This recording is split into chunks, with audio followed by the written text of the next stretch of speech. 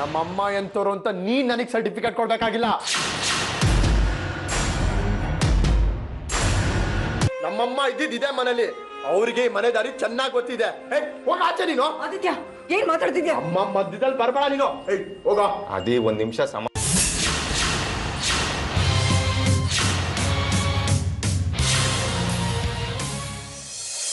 ನನ್ನ ಬಗ್ಗೆ ಅವನ ಮನಸ್ಸಿನಲ್ಲಿ ಲಾವಾರಸ ಕುದೀತಾ ಇದೆ ಅತ್ತೆ. ಅದು ಆರ್ ಹೋಗೋ ಯಾವ ಸೂಚನೆನೂ ಕಾಣಿಸ್ತಿಲ್ಲ. ಜ್ವಾಲಾಮುಖಿ ಸ್ಫೋಟಿಸ್ಬೇಕು ಅಷ್ಟೇ. ಸ್ಫೋಟಿಸೋ ಜ್ವಾಲಾಮುಖಿಗೆ ಎದೆ ಕೊಡಬಾರ್ದು ಅಂತ ನನಗೂ ಅನ್ನಿಸ್ತಿಲ್ಲ. ಎದೆಯೊಟ್ಟಿ ನಿಂತು ಬಿಡೋಣ ಅನ್ನಿಸ್ತಾ ಇದೆ. ದ್ವೇಷ ಸಾಧಿಸಲೇಬೇಕು ಅಂತ ಅವನು ನಿಂತಿರುವಾಗ ನಾನೇ ಕೈ ಕಟ್ಕೊಂಡು ಕೂತ್ಕೋಬೇಕು ಹೇಳಿ? ನಾನು ಎದುರು ನಿಂತು ಬಿಡ್ತೀನಿ ಅತ್ತೆ. ಇದೇನ್ ರಂಜಿತ್, ನೀವು ಅವನ ಹಾಗೆ ಮಾತಾಡ್ತಾ ಇದ್ದೀರಲ್ಲ? ಎಷ್ಟು ಅಂತ ಸಹಿಸ್ಕೊಡೋದು ಅತ್ತೆ? ತಾಳ್ಮೆಗೂ ಒಂದು ಮಿತಿ ಅಂತ ಇರುತ್ತೆ, ಆದ್ರೆ ಎಲ್ಲೇ ಮೀರಿದ್ದಾಗಿದೆ. ಇನ್ ಸಾಧ್ಯ ಇಲ್ಲ. ಎದುರಾಳಿ ಶಸ್ತ್ರ ಹಿಡ್ಕೊಂಡು ಕಾಯ್ಕೊಂಡು ನಿಂತಿರುವಾಗ ನಾನು ಶಾಂತಿ ಮಂತ್ರ ಒಪ್ಸೋದ್ರಲ್ಲಿ ಅರ್ಥ ಇಲ್ಲ. ಜಳಪಿಸ್ತೀನಿ ಕತ್ತಿನ.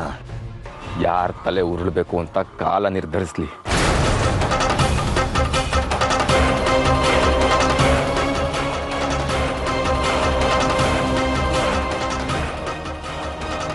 ತಾಯಿ ತಪ್ಪಲೆ ಆಗ್ಲಿ ಅಂತ ನೀವು ಹೇಳ್ತಾ ಇರೋದು?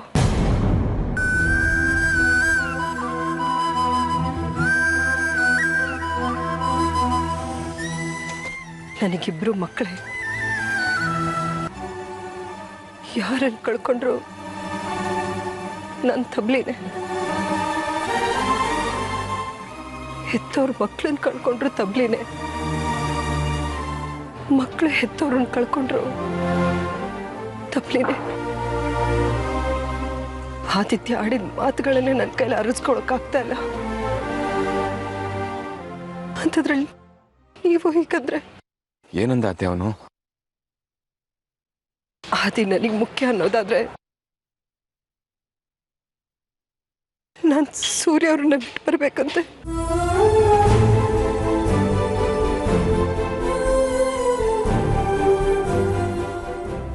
ಒಂದಿನ ಪಡ್ಕೊಳ್ಬೇಕು ಅಂದ್ರೆ ಇನ್ನೊಂದಿನ ಕಳ್ಕೊಳ್ಳೋದು ಜಗತ್ತಿನ ನಿಯಮ. ಆದ್ರೆ ನಾನು ಅವರಿಬ್ಬರನ್ನು ಉಳಿಸ್ಕೊಳ್ಬೇಕು. ಯಾರನ್ನು ಕಳ್ಕೊಳ್ಳೋದಕ್ಕೂ ನನಗಿಷ್ಟ ಇಲ್ಲ. ಕಳ್ಕೊಳ್ಳೋಕ್ಕಿರೋದು ಒಂದೇ, ನನ್ನ ಪ್ರಾಣ.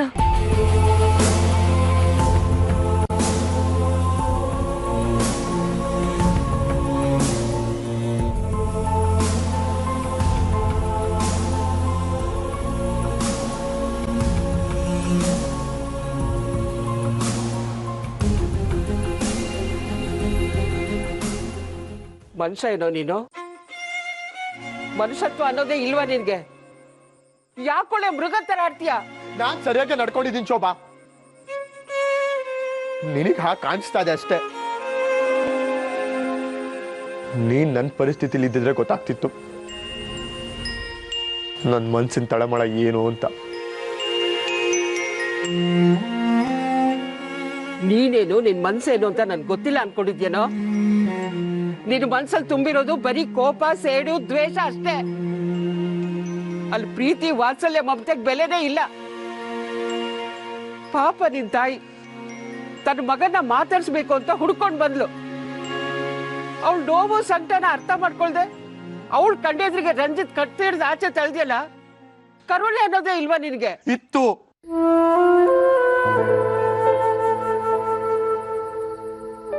ಅಮ್ಮ ಒಬ್ಬರೇ ಬಂದಿದ್ರೆ ಅವ್ರನ್ನ ತಲೆ ಮೇಲೆ ಕೂತ್ಕೊಂಡು ಕುಣಿದು ಕುಪ್ಪಳಿಸ್ತಿದ್ದೆ.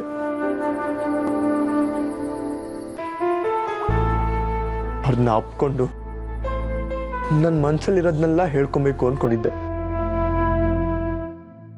ನನ್ನ ಮನ್ಸಲ್ಲಿರೋ ದುಃಖನೆಲ್ಲ ಹಂಚ್ಕೊಬೇಕು ಅಂದ್ಕೊಂಡಿದ್ದೆ.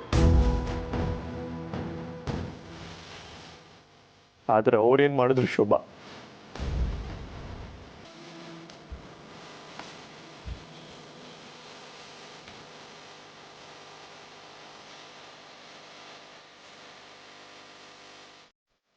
ಅಮ್ಮ ನನ್ನ ನೋಡೋದಕ್ಕಾಗ್ಲಿ ನನ್ನ ಮೇಲೆ ಪ್ರೀತಿಯಿಂದಾಗಿ ಬರಲಿಲ್ಲ ಶೋಭಾ. ಅವ್ರು ಬಂದಿತ್ತು ರಂಜಿತ್ಗೋಸ್ಕರ. ನಾಳೆ ಒಂದು ಪೂಜೆ ಇಟ್ಕೊಂಡಿದ್ದಾರಲ್ಲ, ಆ ಪೂಜೆಗೆ ನನ್ನ ಕರೆದು ಅವನ್ನ ಕಾಂಪ್ರಮೈಸ್ ಮಾಡಿಸ್ಬೇಕು ಅಂತ. ಅವ್ರಿಗೆ ನಿಜವಾಗ್ಲೂ ನನ್ನ ಮೇಲೆ ಪ್ರೀತಿ ಇದ್ದಿದ್ರೆ ಅವ್ರಿಗೆ ಮಾಡ್ತಿದ್ರ ಶೋಭಾ. ಆ ಲೋಫರ್ ರಂಜಿತ್ನ ನನ್ನ ಮುಂದೆ ಕರ್ಕೊಂಡ್ಬಂದು ನಿಲ್ಸ್ತಿದ್ರ. ಇವತ್ತು ನಾನು ಅಮ್ಮನಿಂದ ದೂರ ಆಗೋದಕ್ಕೆ ಕಾರಣ ಆ ರಂಜಿತ್. ಅದು ಗೊತ್ತಿದ್ದು ಅವನ್ನ ಜೊತೆಲಿ ಕರ್ಕೊಂಡ್ ಬಂದಿದಾರಲ್ಲ. ಹೇಳು ಶೋಭಾ, ನೀನೇ ಹೇಳು, ನನಗೆ ಅಮ್ಮನ ಮೇಲೆ ಪ್ರೀತಿ ಇಲ್ವೋ ಇಲ್ಲ ಅಮ್ಮನಿಗೆ ನನ್ನ ಮೇಲೆ ಪ್ರೀತಿ ಇಲ್ವೋ? ಇಬ್ಬರಿಗೂ ಪ್ರೀತಿ ಇದೆ ಕಣೋ. ಆದ್ರೆ ಇವತ್ತು ನೀ ನಡ್ಕೊಂಡ್ ರೀತಿ ಕ್ಷಮಿಸಕ್ಕೆ ಆಗದೆ ಇರೋಂಥದ್ದು. ಅವಳು ಎಲ್ರೂ ಸಂತೋಷವಾಗಿ ಜೊತೆಯಾಗಿರ್ಬೇಕು ಅಂತ ಬಯಸಿದ್ಲು. ಅದನ್ನ ತಪ್ಪು ಅಂತ ಹೇಳ್ತೀಯಲ್ಲ ನೀನು. ಮಗನಾಗಿ ನೀನು ಅವಳನ್ನ ಅರ್ಥ ಮಾಡ್ಕೊಂಡಿದ್ದು ಇಷ್ಟೇ ಏನೋ? ನಿನ್ನೆ ಬಂದು ರಂಜಿತ್ ನಿನ್ ತಾಯಿನ ಅರ್ಥ ಮಾಡ್ಕೊಂಡ ಹಾಗೆ ನೀನ್ ಅರ್ಥ ಮಾಡ್ಕೊಳ್ಳಿಲ್ವಲ್ಲೋ? ಏನ್ ಮಾತಾಡ್ತಿದ್ದೆ ಶೋಭಾ ನೀನು? ನೀನು ಅಮ್ಮನಾಗೆ ರಂಜಿತ್ನ ಮೆಚ್ಕೊಂಡಿದೀಯಾ?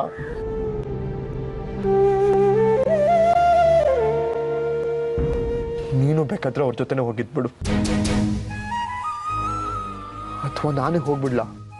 ಮಾತೆತ್ತಿದ್ರೆ ಮನೆ ಬಿಟ್ಟು ಹೋಗ್ತೀನಿ ಅಂತ ಹೇಳ್ತೀಯಲ್ಲ, ಅರ್ಥ ಮಾಡ್ಕೊಳ್ಳೋ. ಇವತ್ತು ನಿನ್ ತಾಯಿ ಅಷ್ಟೋ ಇಷ್ಟೋ ನೆಮ್ಮದಿಯಾಗಿದ್ದಾಳೆ ಅಂದ್ರೆ ಅದಕ್ಕೆ ಕಾರಣ ರಂಜಿತ್. ನೀನ್ ಅವನ ಎಷ್ಟು ದ್ವೇಷ ಮಾಡ್ತಿದ್ಯೋ ಅವನು ನಿನ್ನ ಅಷ್ಟೇ ದ್ವೇಷ ಮಾಡ್ತಿದ್ದ ತಾನೆ.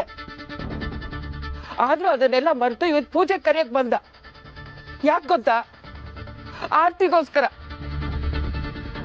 ಅವ್ರು ನಿನ್ ತಾಯಿ ಮೇಲೆ ಇಟ್ಟಿರೋ ಪ್ರೀತಿ ಗೌರವ ಎಂತದ್ದು ಅಂತ ಅರ್ಥ ಮಾಡ್ಕೊಳ್ಳೋ. ನಾನು ಅರ್ಥ ಮಾಡ್ಕೊಳ್ಳೋದಲ್ಲ, ನೀನ್ ಅರ್ಥ ಮಾಡ್ಕೋಬೇಕು. ನೋಡ್ತಾ ಇರು, ನಿನ್ ಮಗಳಿಗೆ ಮಗನ ಮೇಲೆ ಜಾಸ್ತಿ ಪ್ರೀತಿ ಇದೆಯೋ ಅಥವಾ ಸೂರ್ಯ ರಂಜಿತ್ ಮೇಲೆ ಪ್ರೀತಿ ಇದೆಯೋ ಇನ್ನು 2 ದಿನದಲ್ಲಿ ಗೊತ್ತಾಗುತ್ತೆ. ನಿನ್ ಮಗಳಿಗೆ ಈ ಮಗನ ಮೇಲೆ ನಿಜವಾಗ್ಲೂ ಪ್ರೀತಿ ಇದ್ರೆ, ನನ್ನ ನೋಡ್ಬೇಕು ಅಂತ ಇದ್ರೆ ಅವ್ರನ್ನೆಲ್ಲ ಬಿಟ್ಬಿಟ್ಟು ಬರ್ತಾರೆ. ಇಲ್ಲ ಅಂದ್ರೆ ನಮ್ಮಮ್ಮನ ಹಿಡಿದಿಟ್ಕೊಂಡಿದ್ದಾನಲ್ಲ ರಂಜಿತ್, ಸಾಯವರೆಗೂ ಜ್ಞಾಪಕ ಇಟ್ಕೋಬೇಕು. ಹಾಗೆ ಮಾಡ್ತೀನಿ.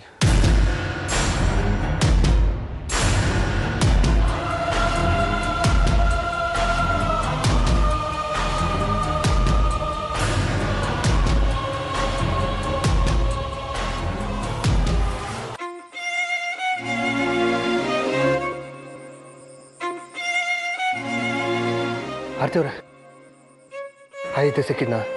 ಏನಂದ? ನಾಳೆ ಪೂಜೆಗೆ ಬರ್ತಾನಂತ?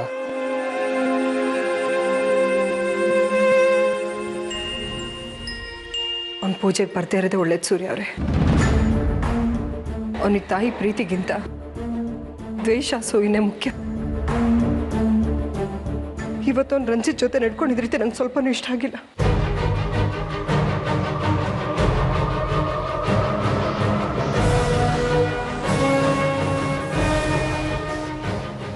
ಏನಾಯ್ತು ರಂಜಿತ್? ಏನಿಲ್ಲ ಮಾವ. ಅವಮಾನ ಮಾಡಿದ್ನಾ? ಅಂದ್ಕೊಂಡ್ರೆ ಅವಮಾನ, ಇಲ್ಲಾಂದ್ರೆ ಆದಿತ್ಯನ ಸಹಜ ನಡವಳಿಕೆ.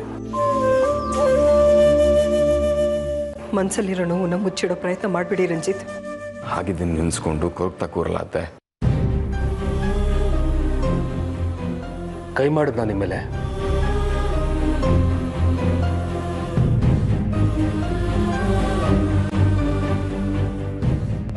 ಅದೇನು ಅವನಿಗೆ ಸ್ವಲ್ಪನೂ ಸಂಸ್ಕಾರ ಅನ್ನೋದಿಲ್ವಾ?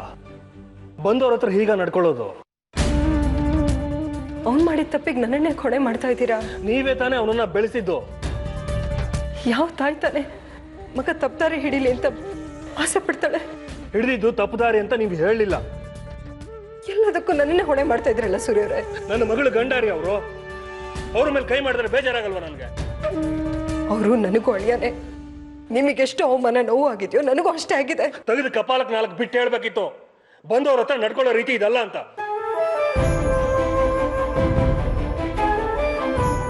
ನೀವು ಒಳ್ಳೆ ತಂದೆಯಾಗಿ ಗೆದ್ಬಿಟ್ರಿ.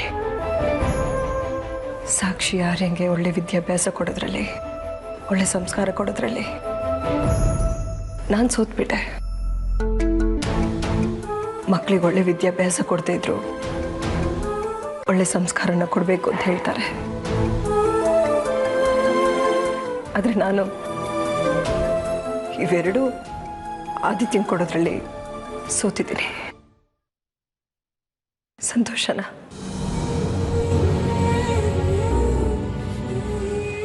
ನಿಮ್ಮನ್ನ ಮೊದಲಿಸಿ ಮಾತಾಡಬೇಕು ಅನ್ನೋದು ನನ್ನ ಉದ್ದೇಶ ಆಗಿರಲಿಲ್ಲ. ಮತ್ತೆ ನೀನ್ ಸೂರ್ಯ ಅವರೇ, ಆದಿತ್ಯಂಗ್ ವಿಷಯಕ್ಕೆ ನನ್ನ ಗುರಿ ಮಾಡಿ ನೀವು ಬೈತಾ ಇದ್ದೀರಾ. ಅಷ್ಟು ಗೊತ್ತಿಲ್ಲದೆ ಇರೋ ದಡ್ಡಿನ ನಾನು. ದೇವ್ರ ಸತ್ಯವಾಗ್ಲೂ ಹೇಳ್ತೀನಿ, ನಾನು ನನ್ನ ಮಗನಿಗೆ ಒಳ್ಳೆ ಸಂಸ್ಕಾರನ ಕೊಟ್ಟು ಬೆಳೆಸಿದ್ದೀನಿ. ಆದ್ರೆ ಅವನು ಯಾಕೆ ರೀತಿ ಆದ ಅಂತಾನೆ ನನಗೆ ಅರ್ಥ ಆಗ್ತಾ ಇಲ್ಲ.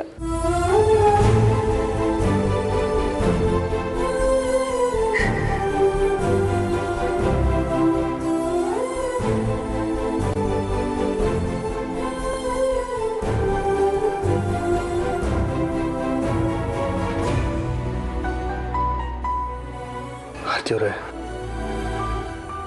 ನಿಮಗೆ ನೋವು ಮಾಡಬೇಕು ಅನ್ನೋ ಉದ್ದೇಶ ನಂದಾಗಿರ್ಲಿಲ್ಲ, ತಪ್ಪು ತಿಳ್ಕೊಬಿಡಿ. ಯಾವುದಕ್ಕೂ ಶಕ್ತಿನೇ ಇಲ್ದಾಗಿದೆ. ಸಂಸಾರ ಅನ್ನೋ ಜಂಜಾಟದಲ್ಲಿ ಈ ಮನಸ್ಸು ದೇಹ ಎರಡು ತಡೆದು ಹೋಗಿದೆ. ತಾಯಿ ಸ್ಥಾನನ ಕೊಟ್ಟು ತನ್ನ ಮಗನಿಂದನೇ ಇಷ್ಟೊಂದು ದುಃಖ ಅನುಭವಿಸ್ಬೇಕಾಗತ್ತೆ ಅಂತ ನನಗೆ ಗೊತ್ತಿರಲಿಲ್ಲ. ಎಂತ ಇಬ್ಬಂದಿಗೆ ಸಿಕ್ಕಾಕ್ಸ್ಬಿಟ್ಟ ಗೊತ್ತಾ ಸೂರ್ಯ ಅವರೇ ನನ್ನ. ನನಗೆ ಅವನು ಮುಖ್ಯ ಅನ್ನೋದಾದ್ರೆ ನಾನು ಅವನ ಜೊತೆಗೆ ಬಂದು ಇದ್ದು ಬಿಡ್ಬೇಕಂತ. ಅದೇಗ್ ಸಾಧ್ಯ? ನಾನು ನಿಮ್ಮನ್ನ ಯೋಚನೆ ಮಾಡಿ, ಇಬ್ರು ಒಂದೇ ತಕಡಿಲಿ ಕಷ್ಟ. ಅವನು ಹೇಳೋದ್ರಲ್ಲೂ ಸತ್ಯ ಇದೆ. ಅವನಿಗೋಸ್ಕರ ನನ್ನನ್ನು ಬಿಡೋದು ಒಳ್ಳೇದೆ.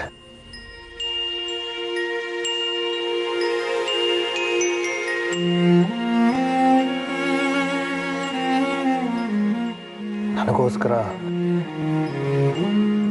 ಅವನನ್ನ ದೂರ ಮಾಡ್ತೀರಾ ಅಂತ ನನಗನ್ನಿಸ್ತಿಲ್ಲ.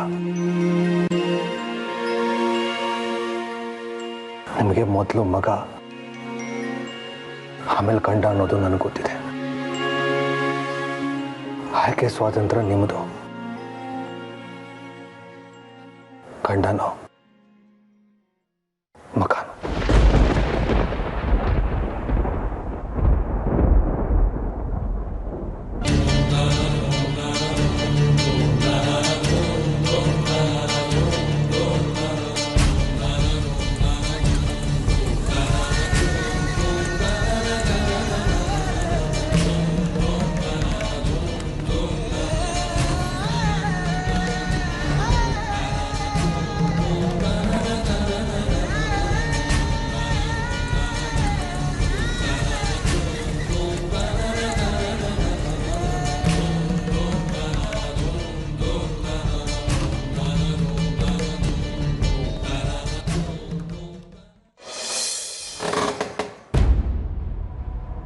ಅರೆ ಶೋಭಾಜಿ, ಬೆಳಿಗ್ಗೆ ಮನೆ ಹತ್ರ ಬಂದ್ಬಿಟ್ಟಿದ್ದೀರಾ?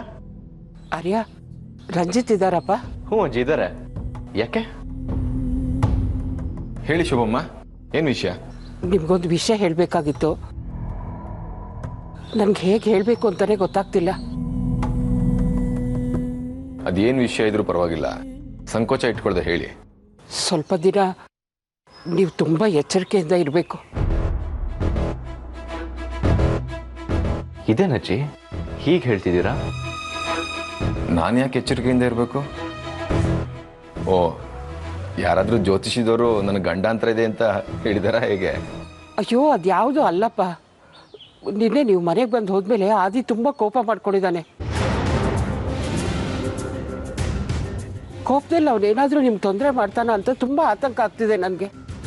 ಅದಕ್ಕೆ ದಯವಿಟ್ಟು ಸ್ವಲ್ಪ ದಿನ ಎಚ್ಚರಿಕೆಯಿಂದ ಇರಿ.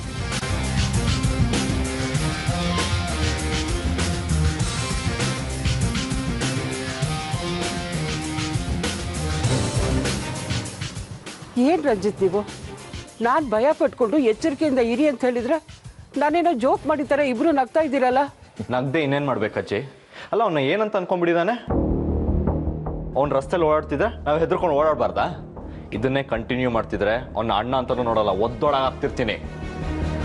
ಏನು ರೌಡಿಸಮ್ ಮಾಡ್ತಾನ ಅವನು? ಅದು ಹಾಗಲ್ಲ ಕೊಡೋ ಆರ್ಯ. ಆದಿ ಎಂತ ಕೋಪಿಷ್ಟ ಅಂತ ನಿನಗೆ ಗೊತ್ತಲ್ವಾ? ಹಾಗಂತ ಅವನಿಗೆ ಹೆದರ್ಕೊಂಡು ತಲೆ ತಪ್ಪಿಸ್ಕೊಂಡು ಓಡಾಡ್ಬೇಕಾ ನಾನು? ಶೋಭಮ್ಮ, ನಿಮ್ಮ ಮನೆಯಲ್ಲಿ ಅವ್ನು ನನ್ನ ಮೇಲೆ ಕೈ ಮಾಡಿದಾಗಲೇ 4 ಬಾರಿಸ್ತಿದ್ದೆ ಅವನಿಗೆ. ಆದರೆ ಏನು ಮಾಡಲಿ, ಅತ್ತೆ ಪಕ್ಕದಲ್ಲೇ ಇದ್ರು. ಅವ್ರ ಮುಂದೆ ಅವ್ರ ಮಗನ ಮೇಲೆ ಕೈ ಮಾಡಿದ್ರೆ ಅವ್ರು ನೊಂದ್ಕೋತಾರೆ ಅಂತ ಹಾಗೆ ಮಾಡಲಿಲ್ಲ. ಅತ್ತೆ ಅಲ್ಲಿ ಇಲ್ಲದೆ ಹೋಗಿದ್ದಿದ್ರೆ ಅಲ್ಲಿ ನಡೀತಿದ್ದೆ ಬೇರೆ. ಆದಿಗಿಂತ ನೀವು ಶಕ್ತಿವಂತರೇ ಇರ್ಬೋದಪ್ಪ, ಆದರೆ ಆದಿ ನಿಮ್ಮಷ್ಟು ಮೃದು ಸ್ವಭಾವದನಲ್ಲ. ಅವನಿಗೆ ಕೋಪ ಬಂದರೆ ಅವ್ನು ಏನು ಮಾಡ್ತಾನೆ ಅಂತಲೇ ಹೇಳಕ್ಕಾಗಲ್ಲ. ನೀವೇ ನೋಡಿದ್ರಲ್ಲ, ತಾಯಿ ಮುಂದೆನೆ ನಿಮ್ಮ ಮೇಲೆ ಕೈ ಮಾಡ್ದ ಅವನು. ಅಂಥದ್ರಲ್ಲಿ ಅವ್ನಿಗೆ ಹೇಳಿ, ರಂಜಿತ್ ಬೇರೆ ಯಾರೂ ಅಲ್ಲ, ತನ್ನ ತಂಗಿ ಗಂಡ ಅಂತ. ಅವನಿಗೆ ನಾನು ಅನ್ನೋ ಪಿತ್ತ ನೆತ್ತಿಗೇರಿದೆ. ಈ ರಂಜಿತ್ ಸಪೋರ್ಟ್ಗೆ ಈ ಆರ್ಯ ಇದ್ದಾನೆ ಅಂತ ಹೇಳಿ. ಸಿಗ್ಲಿ ಈ ಸತಿ ಸರಿಯಾಗಿ ಹೇಳ್ತೀನಿ ಅವನಿಗೆ.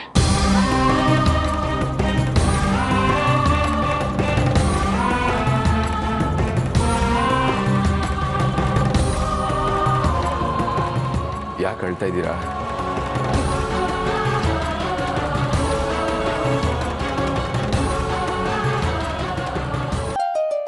ಖಂಡಿತ ಹೇಳ್ತೀನಿ ಸರ್. Okay sir, okay. ಮಾವ, ನಾಳೆ ಪೂಜೆ. ಹಾಂ, ಪೂಜೆ ಕ್ಯಾನ್ಸಲ್ ಮಾಡೋಣ ಅಂದ್ಕೊಂಡಿದ್ದೀನಿ.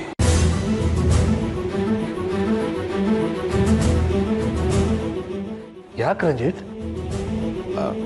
ವಿಘ್ನಗಳು ನಿವಾರಣೆ ಆಗಲಿ ಅಂತ ಪೂಜೆ. ನಿವಾರಣೆ ಆಗೋದಕ್ಕಿಂತ ಜಾಸ್ತಿ ಆಗ್ತಾ ಇದೆ. ಅದಕ್ಕೆ ಪುರೋಹಿತರಿಗೂ ಫೋನ್ ಮಾಡಿ ಪೂಜೆ ಬೇಡ ಅಂತ ಹೇಳ್ಬಿಡ್ತೀನಿ ಮಾವ. ದುಡುಕ್ಬೇಡಿ ರಂಜಿತ್, ಪೂಜೆ ಒಂದಾಗಲಿ, ಆಮೇಲೆಲ್ಲ ಸರಿ ಹೋಗುತ್ತೇನೋ ನಂಬಿಕೆ ನನಗಿದೆ. ಇಲ್ಲಾತೆ, ಯಾಕೋ ಈ ಪೂಜೆ ಮಾಡಬೇಕು ಅಂತ ಅಂದ್ಕೊಂಡಾಗಿಂದ ಒಂದಲ್ಲ ಒಂದು ತಾಪತ್ರೆಗಳು ಬರ್ತಾನೆ ಇವೆ. ಅದಕ್ಕೆ ಸಾಕ್ಷಿ ಹೆರಿಗೆ ಕೂಡ ನಮ್ಮನೇಲೇ ಮಾಡಿಸ್ಬೇಕು ಅಂತ ಅಂದ್ಕೊಂಡಿದ್ದೀನಿ. ಯಾಕೆ? ನಾನು ಅವಳನ್ನ ಚೆನ್ನಾಗಿ ನೋಡ್ಕೋತಾ ಇಲ್ಲ ಅಂತ ಈ ನಿರ್ಧಾರನ? ಛೇ, ನೀವು ಸಾಕ್ಷಿನ ಚೆನ್ನಾಗಿ ನೋಡ್ಕೋತಿಲ್ಲ ಅಂತ ಈ ನಿರ್ಧಾರ ಅಲ್ಲ ಅತ್ತೆ. ಈ ಪೂಜೆಗೆ ಮುಹೂರ್ತ ಫಿಕ್ಸ್ ಮಾಡಿದಾಗಿಂದ ಒಂದಲ್ಲ ಒಂದು ಪ್ರಾಬ್ಲಮ್ಮು ಮೈ ಮೇಲೆ ಬರ್ತಾನೆ ಇವೆ. ಅದಕ್ಕೆ ನಾನು ಸಾಕ್ಷಿ ಮನೇಲಿರೋದು ಸರಿ ಅಂತ ಅನ್ನಿಸ್ತಿಲ್ಲ ನನ್ನ ಮನಸ್ಸಿಗೆ. ಯಾಕೋ ನೀವು ಒಪ್ಪಿಗೆ ಕೊಟ್ರೆ ನಾನು ಸಾಕ್ಷಿ ಹೊರಟ್ಬಿಡ್ತೀವಿ ಮಾವ. ದಯವಿಟ್ಟು ಹಾಗೆಲ್ಲ ಮಾತಾಡ್ಬಿಡಿ ರಂಜಿತ್. ಇಲ್ಲ ಮಾವ, ನಾನು ತುಂಬ ಯೋಚನೆ ಮಾಡಿದ್ದೀನಿ. ನಾವು ಈ ಮನೆಗೆ ಹತ್ರ ಆಗಿರೋದಕ್ಕೆ ಅನಿಸುತ್ತೆ ಇಷ್ಟೆಲ್ಲ ಅನಾಹುತಗಳಾಗ್ತಾ ಇರೋದು. ಅದು ಅಲ್ಲದೆ ನಾನು ಹೊರಗ್ನೋನು ಹೊರಗಿರ್ಬೇಕು. ಈ ಮನೆಯಲ್ಲಿರೋದ್ರ ಬಗ್ಗೆ ಯೋಚನೆ ಮಾಡೋದಿರಲಿ, ಕನಸು ಕೂಡ ಕಾಣಬಾರ್ದು ನಾನು. ಆಮೇಲೆ ಅಳಿಯ ಮಾವನ ಮೇಲಿದ್ರೆ 4 ಜನ 4 ಮಾತಾಡ್ಕೋತಾರೆ. ಸುಮ್ಮನೆ ಆಡ್ಕೊಳ್ಳೋರ ಬಾಯಿಗೆ ನಾವ್ಯಾಕೆ ತುತ್ತಾಗಬೇಕು ಹೇಳಿ? ಈಗ ನಿಮ್ಗೆ ಯಾರು ಏನಂದು ಅಂತ ಹೀಗೆ ಮಾತಾಡ್ತಿದ್ದೀರಾ? ನಿಮ್ಮನ್ನು ಯಾವತ್ತೂ ನಾವು ಹೊರಗಿನವರಾಗಿ ನೋಡಿಲ್ಲ. ಆದರೂ ನಿಮ್ಗೆ ಯಾಕೆ ಯೋಚನೆ ಅಂತ ನನಗಂತೂ ಗೊತ್ತಿಲ್ಲ. ಬಲವಂತ ಮಾಡಬೇಡಿ ಮಾವ. ನಾನು ಸಾಕ್ಷಿ ನಮ್ಮ ಪಾಡಿಗೆ ನಾವು ಇದ್ಬಿಡ್ತೀವಿ.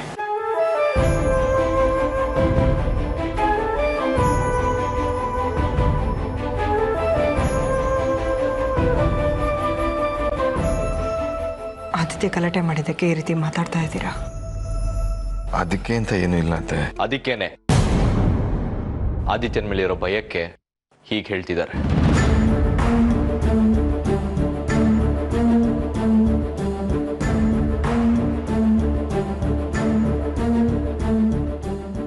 ಆದಿತ್ಯ ಎಲ್ರ ಹತ್ರ ರಂಜಿತ್ ಲೈಫಲ್ಲಿ ಮರಿಬಾರ್ದು, ಹಾಗೆ ಮಾಡ್ತೀನಿ ಅಂತ ಹೇಳ್ತಾ ಬರ್ತಿದ್ದಾನೆ.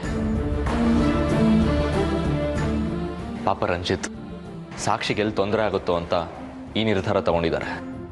ಹಾಗೆಲ್ಲ ಏನೂ ಇಲ್ಲ ಆರ್ಯ, ಸುಮ್ಮನೆ ಯಾಕೆ ಏನೇನೋ ಹೇಳ್ತಾ ಇದ್ದೀರಾ? ನಾನು ಹೇಳ್ತಿರೋದು ಸತ್ಯನೇ. ನಿಮ್ಮ ಮನಸ್ಸಿನ ಪರಿಸ್ಥಿತಿ ನನಗೆ ಅರ್ಥ ಆಗುತ್ತೆ ರಂಜಿತ್. ಈಗಾಗಲೇ ಒಂದ್ಸಲ ಸಾಕ್ಷಿ ವಿಷಯಕ್ಕೆ ಆದಿತ್ಯ ಮನೆಗೆ ಬಂದು ಗಲಾಟೆ ಮಾಡಿದ್ದಾನೆ. ಮತ್ತೆ ಹಾಗಾಗೋದು ಬೇಡ ಅಂತ ನೀವು ಹೀಗೆ ಹೇಳ್ತಿದ್ದೀರಲ್ವಾ? ಆದಿತ್ಯನ ವಿಷಯದಿಂದ ನೀವು ನಿರ್ಧಾರ ತಗೊಂಡಿದ್ದೀರಾ ಅಂದರೆ ಅದನ್ನ ಇಲ್ಲಿಗೆ ಕೈ ಬಿಟ್ಬಿಡಿ. ಅವನು ಏನು ಮಾಡ್ತಾನೋ ನಾನು ನೋಡ್ತೀನಿ. ನಾನು ನಿಮ್ಮ ಜೊತೆಗಿದ್ದೀನಿ ರಂಜಿತ್. ಹೌದು ರಂಜಿತ್, ನೀವು ಎಲ್ಲೂ ಹೋಗೋ ಅಗತ್ಯ ಇಲ್ಲ. ನಾಳೆ ನಡಿಬೇಕಾಗಿರೋ ಪೂಜೆ ನಡೆದೇ ನಡೆಯುತ್ತೆ. ನಿಮ್ಮ ಜೊತೆ ನಾವೆಲ್ಲರೂ ಇದ್ದೀವಿ. ಅಲ್ಲ, ಆದಿತ್ಯ ಏನೋ ಹೇಳ್ದ ಅಂತ ನೀವು ಹೆದರ್ಕೊಳ್ಳೋದಾ? ಏನೂ ತೊಂದರೆ ಆಗದೆ ಇರೋ ಹಾಗೆ ನಾನು ನೋಡ್ಕೊಳ್ತೀನಿ. ಅಮ್ಮ, ನೀವು ಬೇಜಾರು ಮಾಡ್ಕೊಂಡ್ರೂ ಪರವಾಗಿಲ್ಲ. ಆದರೆ ರಂಜಿತ್ ವಿಷಯಕ್ಕೆ ಆದಿತ್ಯ ಏನಾದರೂ ಗಲಾಟೆ ಮಾಡೋಕ್ಕೆ ಬಂದರೆ ನಾನು ಮಾತ್ರ ಸುಮ್ಮನೆ ಇರಲ್ಲ.